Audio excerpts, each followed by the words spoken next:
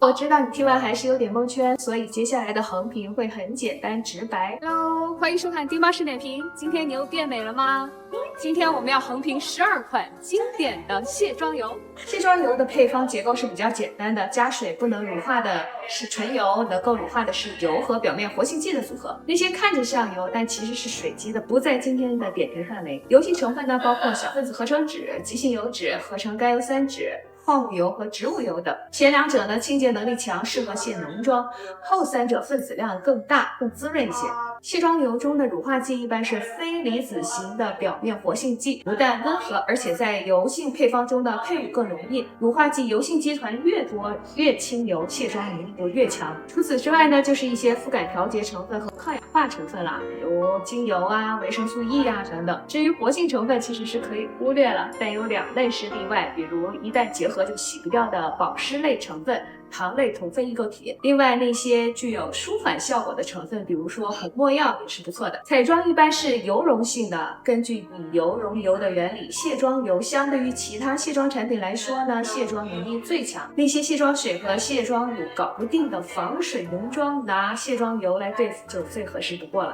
挑选卸妆油的时候呢，你主要需要关注3个方面。首先呢是卸妆能力，在强者之间呢，其实也是可以分出等级的，这主要取决于油性成分和表面活性剂，也就是乳化剂的选择和搭配。小分子油脂加强清油乳化剂是第1梯队，大分子油脂加强清油乳化剂或者小分子油脂加弱清油乳化剂的是第2梯队，大分子油脂加弱清油乳化剂的是第3梯队，只有大分子的纯植物油或者矿物油的是第4梯队。其次要看产品的肤感，以小分子油脂为主的产品呢，肤感丝滑不油腻；以矿物油、植物油为主的产品呢，肤感稍微醇厚一些。另外就是里面的增稠剂啊、调香剂的不同，也会对整体的肤感产生巨大的影响。挑产品的第3点是看它潜在的刺激性。在小助手帮我总结的目前国内最受欢迎的洁面油中，超过了半数的产品都添加了高致痘风险的成分。致痘风险的评级大多来自已发表的兔耳实验数据，兔子耳朵比人的面部皮肤会更敏感，如果成分有刺激性，很快就可以表现出来症状。因此呢，一般认为在兔耳实验中评级低的成分是安全不致痘的，而评分高的成分用在人脸上呢，也并不一定就会有反应。只有当这类成分在配方中添加量特别高，比如它出现在了配方表的前3位，而且呢需要经常使用的时候，才需要额外的提高警惕。另外，配方中的香精啊、精油啊、防腐剂啊、酒精等这些成分都有可能会刺激到娇嫩的肌肤。还有一个非常重要的点就是成分的纯度，比如矿物油本身是很温和的，但如果原材料不够纯，那么它就会夹杂多环芳烃等杂质，引发皮肤问题。但这一点很难通过配方表分析出来了，大家只能是说通过购买口碑好的产品来避免踩雷。好，我知道你听完还是有点蒙圈，所以接下来的横评会很简单直白，大家直接抄作业就好了。科颜氏夜间植萃洁颜油、植村秀焕颜真黑洁颜油、MAC 白药卸妆油、竹本清欢水漾卸妆油、Bobbi Brown 清透疏允洁肤油、红芝橄榄酵萃卸妆油，这几款配方其实挺像的，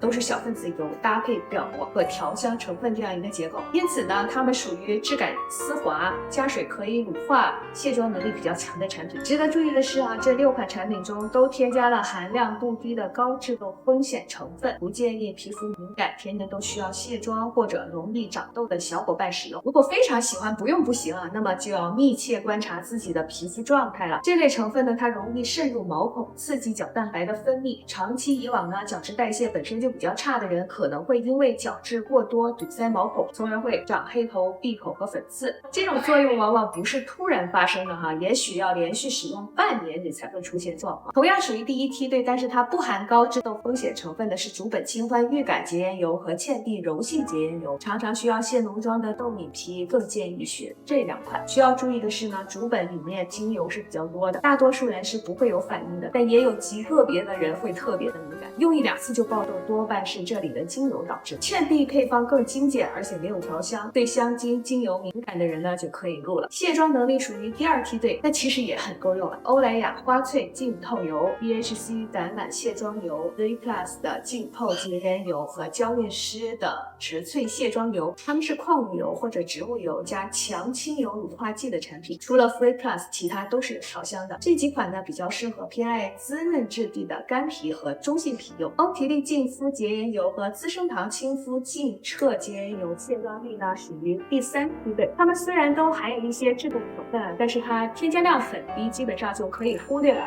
洗完呢不会觉得紧绷不舒服，干皮和喜欢的纯婴儿油或者普通面油属于第4梯队。由于配方中没有表膜，所以呢卸妆力没有前3梯队的高，但是普通淡妆也是能搞定的。我出门在外忘记带卸妆水的时候呢，就会买一小瓶回来跟洗面奶搭配使用，主打一个经济实惠。好，最后进行小结，偏爱丝滑质地不容易长痘，偶尔卸一下妆的小伙伴呢，可以选以下这些。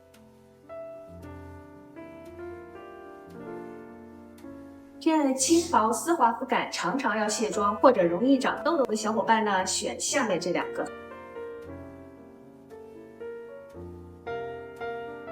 偏爱滋润厚重肤感，有卸浓妆要求的小伙伴呢，选下面这些。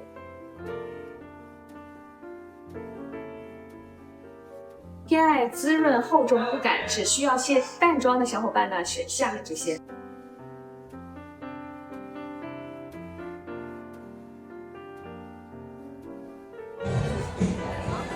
第1梯队和第3梯队都找到了，咱们做个对比实验吧。这是我比较很爱用的一款软眉膏。好，咱们先试试第1梯队的前面。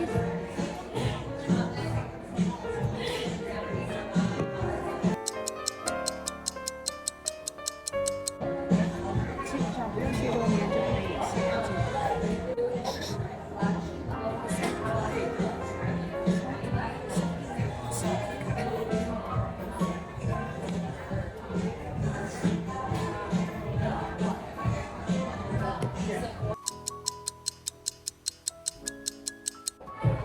看来呢，不用化妆棉是不是？轻轻一擦就擦掉了。